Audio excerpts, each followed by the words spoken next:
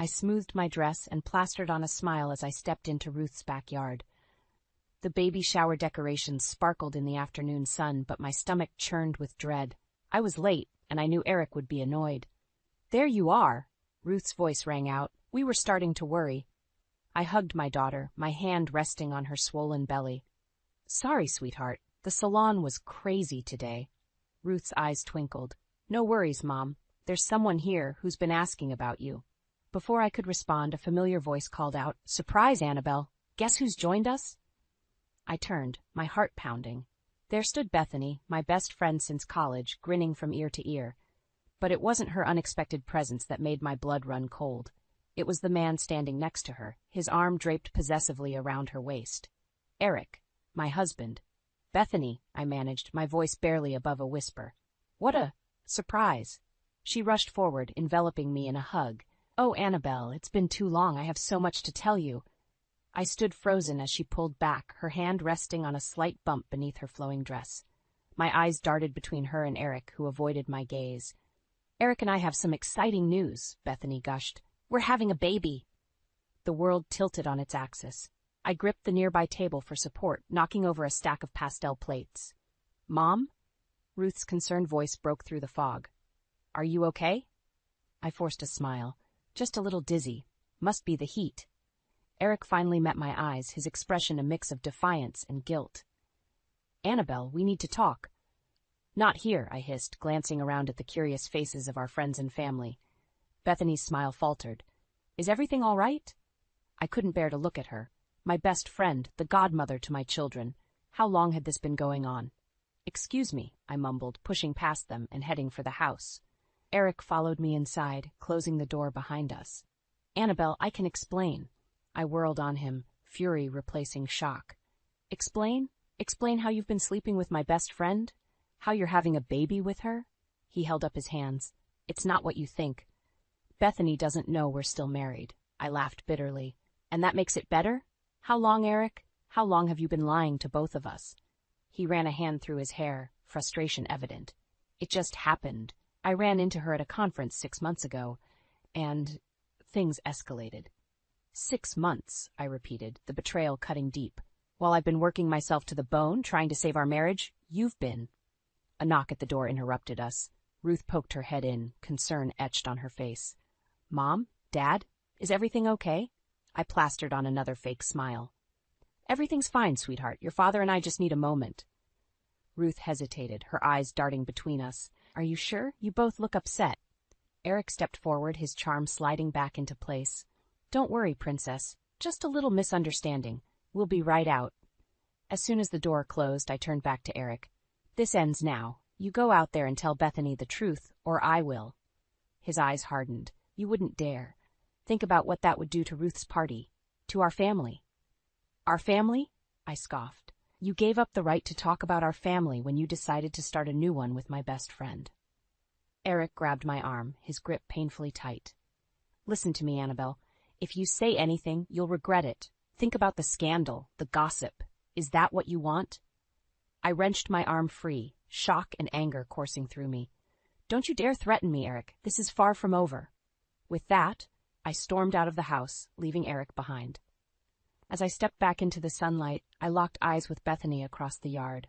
Her smile faltered, sensing the tension. In that moment, I knew nothing would ever be the same again. I couldn't sleep that night, tossing and turning as memories of happier times haunted me. The next morning, I dragged myself to the salon, hoping work would distract me from the mess my life had become. "You look like hell, sweetie," Mom said as I stumbled in. "Rough night?" I nodded, fighting back tears. "You have no idea." She studied my face, concern etched in her features. "What's going on, Annabelle? Did something happen at Ruth's shower?" Before I could answer, the bell chimed. Eric sauntered in, all charm and smiles. "Good morning, ladies. Annabelle, can we talk?" Mom's eyes darted between us. "I'll give you two a moment," she said, retreating to the back room. I crossed my arms, glaring at Eric. "What do you want?" He leaned close, lowering his voice. "I need you to keep quiet about Bethany, just for a little while." "Are you kidding me?" I hissed. "You want me to pretend everything's fine while you play happy families with my best friend?" Eric's eyes hardened. "Think about Ruth. Do you really want to ruin her pregnancy with all this drama? I faltered, torn between my anger and concern for our daughter. Eric pressed his advantage. Just give me some time to figure things out, for Ruth's sake. Before I could respond, Mom reappeared. Everything okay out here? Eric flashed his winning smile. Just fine, Gwen. I was telling Annabelle about a business trip next week. I'll be gone for a few days. My stomach churned. A few days alone with Bethany, no doubt. As Eric left, Mom turned to me. Honey, what's really going on? I opened my mouth to tell her everything, but Eric's words about Ruth echoed in my mind. It's complicated, I said finally. I'll explain later. The day dragged on, each client reminding me of happier times. Mrs. Johnson gushed about her grandson's wedding, while I wondered if my own marriage had been a sham from the start. As I swept up hair clippings, my phone buzzed. A text from Bethany. Lunch tomorrow? We need to catch up.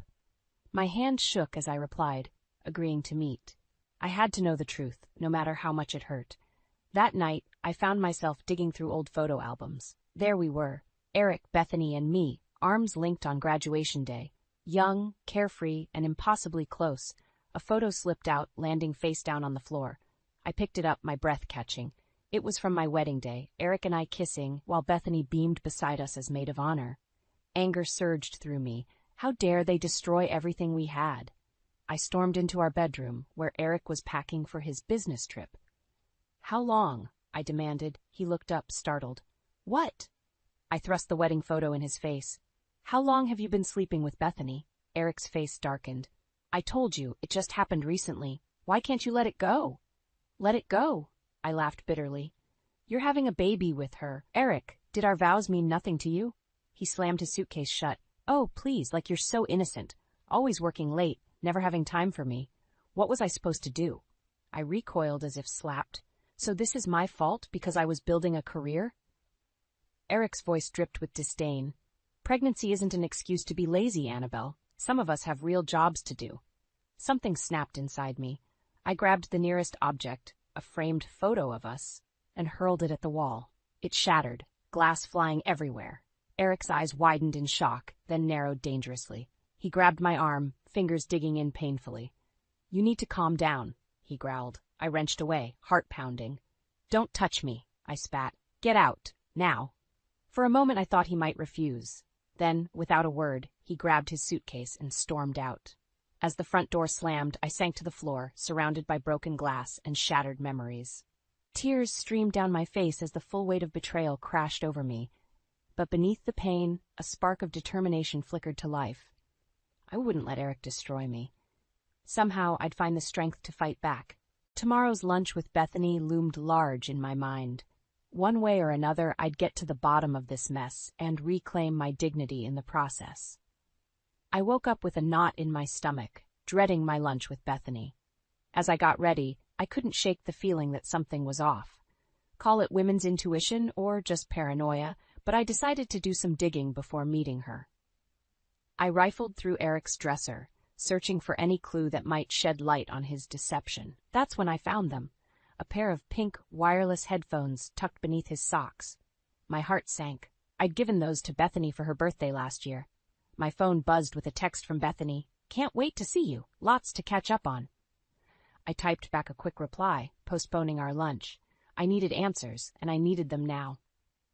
When Eric came home that evening, I was waiting. Care to explain these? I asked, dangling the headphones in front of him. His face paled. Where did you get those? Does it matter? They're Bethany's, aren't they? Eric's expression hardened. You've been snooping through my things? I laughed bitterly. That's rich, coming from you. How long has this really been going on, Eric? And don't you dare lie to me again. He ran a hand through his hair, frustration evident. Fine. It's been about a year. Happy now? The room spun. A year. While I'd been working overtime to support our family, he'd been sneaking around with my best friend. Why? I choked out. Why her? Why throw away everything we built? Eric's eyes flashed with anger. Because she doesn't nag me constantly. She doesn't make me feel like a failure every time I come home. I never. Save it, he snapped. You've been so wrapped up in your precious salon, you barely noticed me anymore. Bethany actually listens. She supports me. Rage boiled inside me. And I suppose lying to her about still being married is your way of supporting her? Eric's face darkened. He grabbed my arm, fingers digging in painfully. "If you breathe a word of this to Bethany, I swear." I wrenched away, heart pounding. "You'll what? Hit me? Go ahead, give me another reason to leave your sorry ass." For a moment, I thought he might actually do it. Then he deflated, sinking onto the bed. "This is such a mess," he muttered. "You think?" I spat. "You ruined everything, our marriage, my friendship with Bethany, our family." He looked up sharply. "You can't tell Ruth, it would destroy her." I laughed humorlessly. "Oh, now you care about our daughter? Where was that concern when you were screwing my best friend?" Eric stood, looming over me. "I'm warning you, Annabelle, if you keep prying, you'll regret it. Think about Ruth. Think about the scandal." A chill ran down my spine. This wasn't the man I married. The Eric I knew would never threaten me. "Get out," I whispered. "What?" "Get out," I screamed, shoving him towards the door. "I can't even look at you right now." Eric's eyes narrowed. "Fine, but this isn't over. We need to figure out how to handle this, discreetly." As soon as he left, I collapsed on the bed, sobs racking my body. How had my life fallen apart so completely? When the tears finally subsided, a steely resolve took their place. I couldn't let Eric control the narrative any longer. It was time to take matters into my own hands. I picked up my phone, fingers hovering over Bethany's number. She deserved to know the truth, no matter how much it hurt. But as I was about to call, another text from her popped up. "Everything okay? You've seemed off lately. I'm worried about you." My throat tightened. Despite everything, a part of me still cared for Bethany. Could I really shatter her world like this? I set the phone down, mind racing. I needed a plan, one that would expose Eric's lies without destroying everyone I loved in the process. As I stared at the pink headphones on the bed, a dangerous idea began to form. It was risky, maybe even a little crazy. But if it worked, I could finally reclaim control of my life and protect the people I cared about. Tomorrow, I decided. Tomorrow I'd set things in motion, and God help Eric when I did. I woke up the next morning with a renewed sense of purpose. No more tears, no more self-pity. It was time to take action. First order of business, document everything. I grabbed my phone and started snapping pictures of Bethany's headphones, Eric's text messages, anything that could prove his infidelity. My hands shook as I worked, but I pressed on. Next, I called my bank. "I need to open a separate account," I told the teller, my voice steadier than I felt. "One that my husband can't access." As I hung up, a text from Eric flashed across my screen. "We need to talk. Coming home early." Panic surged through me. I wasn't ready to face him yet. I needed more time, more evidence. Without thinking, I dialed my dad's number. "Honey," his warm voice answered. "Everything okay?" I broke down, spilling everything, Eric's affair, the baby, his threats. Dad listened silently, then said, "Come over, now." I threw some clothes in a bag and raced to my parents' house. Mom and Dad were waiting on the porch, concern etched on their faces. "Oh, sweetheart," Mom said, pulling me into a hug. "We're here for you." Dad's expression was thunderous. "I'll kill him," he growled. "No, Dad," I said firmly. "I need to handle this myself." We spent the afternoon strategizing. Mom, ever practical, insisted I see a lawyer. "You need to protect yourself and your assets," she urged. As evening fell, my phone buzzed incessantly with calls and texts from Eric. I ignored them all. "You can't avoid him forever," Dad said gently. "What's your plan?" I took a deep breath. "I'm going to sell the house." Mom gasped. "Are you sure?" I nodded. "It's the only way. I need a fresh start, away from all the memories." The next morning I met with a real estate agent. "I need to sell my house urgently," I told her, my voice filled with determination. She looked skeptical. "These things take time, Mrs. Thompson, and don't you need your husband's signature?"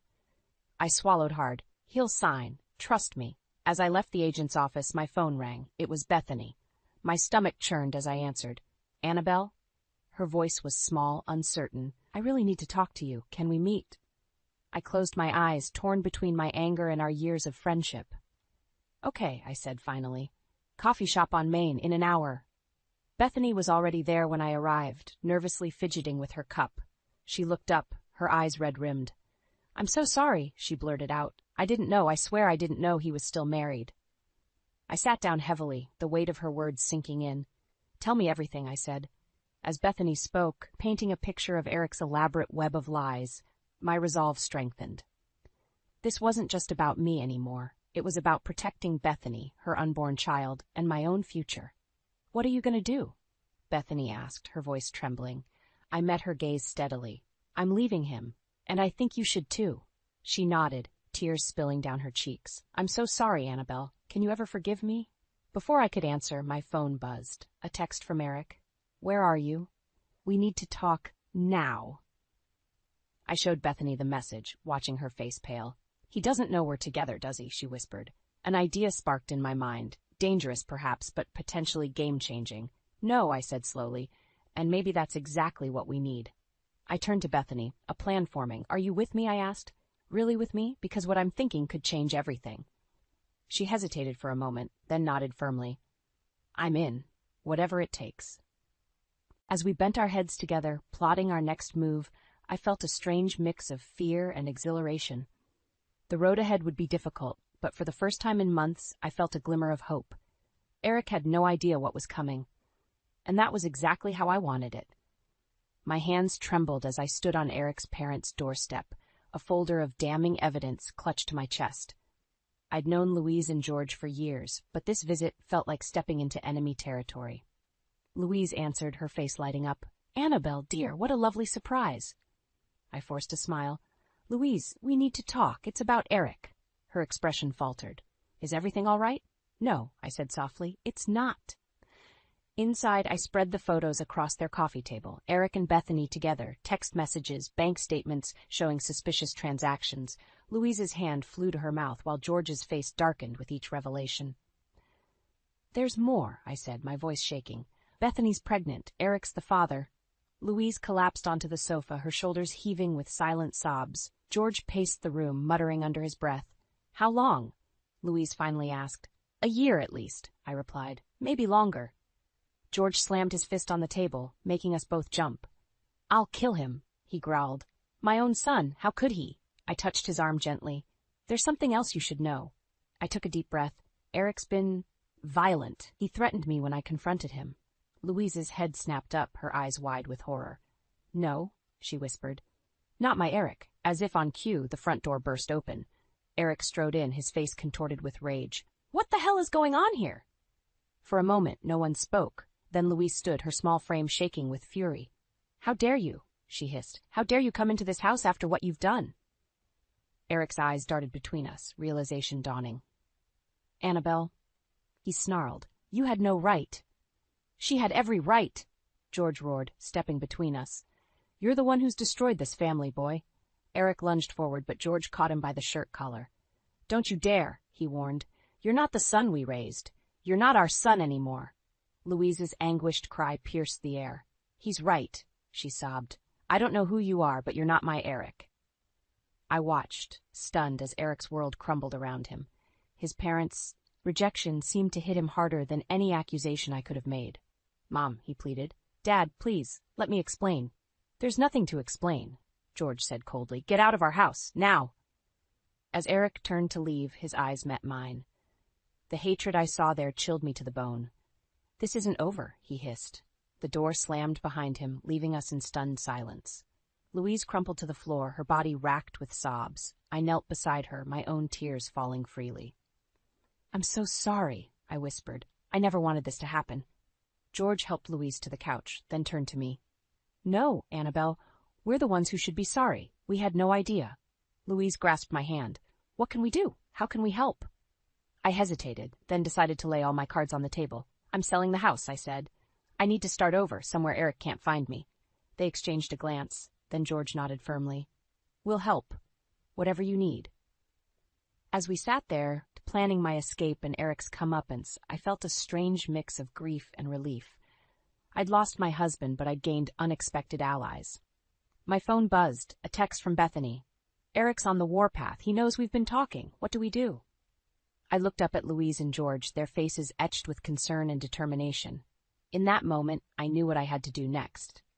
"We end this," I said, my voice stronger than I felt. "Once and for all." I typed a quick reply to Bethany. "Meet me at the house in an hour. Bring everything you have on Eric. It's time to take control." As I hit send, I felt a surge of adrenaline. The stakes had never been higher, but for the first time, I truly believed I could win this fight. My heart raced as I paced the living room, waiting for Bethany to arrive. The house that had once been my sanctuary now felt like a trap, filled with memories of Eric's betrayal. When the doorbell rang, I nearly jumped out of my skin. Bethany stood on the porch, her face pale and drawn. "Annabelle, I'm so sorry," she began, but I cut her off. "Not now. We need to focus." I ushered her inside, glancing nervously at the street. "Did anyone see you come here?" She shook her head. "I don't think so. Annabelle, what's going on? Eric's been calling me non-stop, threatening." "I know," I interrupted. "That's why we need to end this. Today." I laid out my plan, watching Bethany's eyes widen with each detail. When I finished, she sat in stunned silence. "It's risky," she finally said. "It's our only chance," I replied. "Are you with me?" After a moment's hesitation, she nodded. "I'm in." We spent the next hour preparing, gathering evidence, and steeling our nerves. As I set up my laptop for the video call, my phone buzzed. A text from Eric. "On my way home, we need to talk." I exchanged a glance with Bethany. "It's time." With trembling fingers, I dialed Eric's number, putting the call on speaker. He answered on the first ring. "Where the hell are you?" he snarled. "I'm at home," I said, fighting to keep my voice steady. "And I'm not alone." There was a pause. "What do you mean?" "Bethany's here, Eric, and we know everything." I could hear his sharp intake of breath. "Don't do anything stupid, Annabelle. I'm almost there." "Good," I said, "because we have a lot to discuss." I ended the call and turned to Bethany. "Ready?" She nodded, her face set with determination. Minutes later, we heard Eric's car pull into the driveway. The front door slammed open and he stormed into the living room, his face contorted with rage. "What the hell is going on?" he demanded. I stood my ground. "It's over, Eric. We know about your lies, your manipulation, all of it." His eyes darted between us. "I don't know what you think you know, but—" "Save it," Bethany cut in. "We've compared notes. We know you've been playing us both." Eric's facade cracked. "You don't understand," he pleaded. "I love you both. I never meant to hurt anyone." I laughed bitterly. "Love? Is that what you call this?" I gestured to the bruise on my arm from our last confrontation. Eric's eyes narrowed. "You pushed me," he hissed. "If you had just left well enough alone." "Enough!" I shouted. "No more excuses, no more lies." I turned to my laptop and hit a button. Suddenly, the faces of Eric's parents appeared on the screen. Eric stumbled back. "Mom? Dad?" "What?" "We've heard everything, son," George said, his voice heavy with disappointment. "How could you do this?" Louise's eyes were filled with tears. "That we raised you better than this, Eric?" As Eric sputtered excuses, I played my final card. "There's more," I said, my voice shaking. "Tell them, Bethany." Bethany stepped forward, her hand resting protectively on her stomach. "I'm pregnant, Eric, and I'm keeping the baby." The room fell silent. Eric's face drained of color as he looked from Bethany to me, then to his parents on the screen. I can explain," he stammered. "There's nothing to explain," I said firmly. "We're done, Eric, all of us." Suddenly, Eric lunged forward, grabbing my arm. "You can't do this to me," he shouted. I wrenched away, fear and adrenaline coursing through me. "Don't touch me." As Eric advanced, his face twisted with rage. Bethany stepped between us. "That's enough," she yelled. "You've deceived both of us, Eric. There's no future for us. Any of us." Eric's parents were shouting from the computer screen, begging him to stop. The room spun around me as the full weight of the situation crashed down. Just as Eric reached for me again, a sharp pain ripped through my abdomen. I gasped, doubling over. "Annabelle?" Bethany's voice sounded far away. "What's wrong?" I looked up, meeting Eric's shocked gaze. "The baby," I whispered. "Something's wrong with the baby." As darkness closed in around me, I heard Bethany calling for an ambulance. The last thing I saw was Eric's face, a mix of anger and fear, before everything went black. The harsh fluorescent lights of the hospital corridor burned my eyes as I was rushed through on a gurney. Pain ripped through my abdomen, each contraction more intense than the last. Bethany ran alongside me, her face a mask of worry. "Hang in there, Annabelle," she urged. "You're going to be okay." I wanted to believe her, but fear gripped my heart. It was too early. The baby wasn't due for weeks. As we burst through the doors of the delivery room, I caught a glimpse of Eric in the waiting area, his face pale and drawn. Our eyes met for a brief moment before the doors swung shut. The next few hours passed in a blur of pain, fear, and frantic medical activity. I heard snatches of conversation: premature labor, fetal distress, emergency C-section, but couldn't focus on anything beyond the next breath, the next push. "We need to get the baby out now," the doctor's voice cut through the haze. "Mrs. Thompson, we're prepping you for surgery." Panic surged through me. "No, please," I gasped. "I want to do this naturally." The doctor's eyes were kind but firm. "I'm sorry, but we don't have a choice. Your baby's life is at risk." As they wheeled me towards the operating room, I saw my parents rushing down the hallway. Mom's eyes were red-rimmed, Dad's jaw set with worry. "We're here, sweetheart," Mom called out. "We love you." The anesthesia took hold, and I drifted into a fitful sleep. When I awoke, the room was quiet except for the steady beep of monitors. My body felt heavy, disconnected. "Annabelle?" Bethany's voice came from beside me. "Can you hear me?" I turned my head, wincing at the movement. "The baby?" I croaked. Bethany's eyes filled with tears. "She's in the NICU. She's so tiny, Annabelle, but she's fighting." Relief and fear warred within me. My daughter was alive, but not out of danger. "I want to see her," I said, trying to sit up. "Soon," Bethany promised. "The doctors want you to rest first." As if summoned by our conversation, a nurse entered, followed by Eric. My body tensed instinctively. "What are you doing here?" I hissed. Eric held up his hands. "I just wanted to make sure you and the baby were okay." "We're fine," I snapped. "No thanks to you." The nurse looked between us, sensing the tension. "Mr. Thompson, perhaps you should wait outside." Eric hesitated, then nodded. But before he left, he turned back to me. "Annabelle, I know I've made terrible mistakes, but seeing you like this, I realize what really matters. Can we talk, please?" For a moment, I was tempted. The familiar pull of our shared history, the dream of what our family could have been, tugged at my heart. But then I remembered the lies, the betrayal, the fear. "Our marriage is over, Eric," I said, my voice stronger than I felt. "There's no turning back. The only thing that matters now is our daughter." Eric's face crumpled, but I steeled myself against pity. "I think you should go," I said quietly. As Eric left, Bethany squeezed my hand. "You did it," she whispered. "You stood up to him." I nodded, exhausted but determined. "It's time to focus on the future, my daughter's future." Just then the doctor entered. "Mrs. Thompson, would you like to meet your daughter now?" My heart leapt. "Yes, please." As they wheeled me to the NICU, I felt a mix of emotions I couldn't quite name. Fear for my tiny, fragile baby, anger at Eric for putting us through this stress, relief that the confrontation was over, and underneath it all, a growing sense of strength. When I saw her for the first time, so small in her incubator, tubes and wires everywhere, I felt my world shift. Nothing else mattered. Not Eric's betrayal, not the drama of the past few months. All that mattered was this tiny fighter, my daughter. I pressed my hand against the incubator, tears streaming down my face. "Hello, little one," I whispered. "I'm your mom, and I promise, no matter what happens, I'll always be here for you." In that moment, I knew. Whatever challenges lay ahead, whatever Eric might try to do, I would face them. For her. For us. Our new life was just beginning. 6 months after that harrowing night in the hospital, I stood in the nursery of my new home, cradling my daughter Lily. The soft glow of the nightlight illuminated her peaceful face as I rocked her gently. A quiet knock at the door made me turn. Bethany stood there, her own baby bump now prominently visible. "Need any help?" she whispered. I shook my head, smiling. "We're good. How are you feeling?" "Like a beached whale," she chuckled softly. "But happy." As I laid Lily in her crib, I marveled at how much had changed.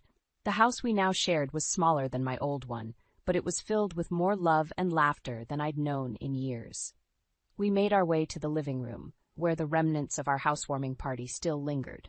My parents had insisted on throwing it, a celebration of new beginnings. "I still can't believe we're doing this," Bethany said, sinking onto the couch. "If someone had told me a year ago that we'd be living together, raising our kids—" "I know," I agreed. "It's not exactly how I pictured my life turning out, but honestly, I wouldn't change it for the world." The sound of a car pulling up made us both tense. We exchanged a glance, knowing who it must be. "I'll get it," I said, squaring my shoulders. Eric stood on the porch, looking uncomfortable. "I'm here to drop off the last of the divorce papers," he said, not quite meeting my eyes. I took the envelope, feeling a mix of emotions. Anger, yes, but also a strange sense of pity. Eric looked lost, diminished somehow. "How's Lily?" he asked hesitantly. "She's perfect," I replied. Growing stronger every day. He nodded, then glanced past me to where Bethany stood in the doorway, his face twisted with regret. I'm sorry, he said softly. To both of you. I know it doesn't change anything, but I truly am sorry. For a moment, I was tempted to slam the door in his face, but then I thought of Lily, of the future I wanted for her. A future free from bitterness and resentment. Thank you for saying that, I said finally. I hope you find peace, Eric, and I hope you'll be a good father to Lily, even if we can't be together. He nodded, blinking back tears. I'll try. I promise I'll try. As Eric drove away, Bethany came to stand beside me.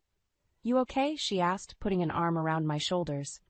I took a deep breath, feeling a weight lift that I hadn't even realized I'd been carrying. Yeah, I said. I really am. We went back inside, where I carefully placed the divorce papers on the coffee table. They represented the end of one chapter, but the beginning of so many more.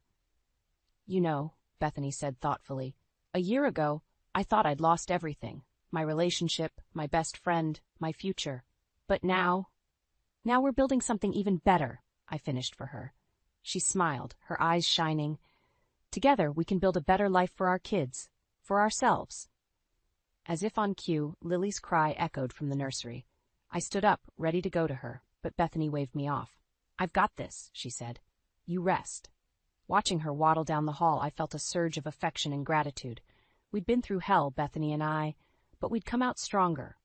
We'd created a family of our own choosing, built on trust, understanding, and shared experiences. I picked up a framed photo from the side table, Lily and me in the hospital, surrounded by my parents, Bethany, and even Eric's parents. Louise and George had become unexpected allies, doting grandparents determined to make up for their son's mistakes. The future wasn't perfect or certain. There would be challenges ahead. Co-parenting with Eric, helping Bethany through her pregnancy, juggling work and motherhood. But for the first time in a long time, I felt ready to face whatever came our way.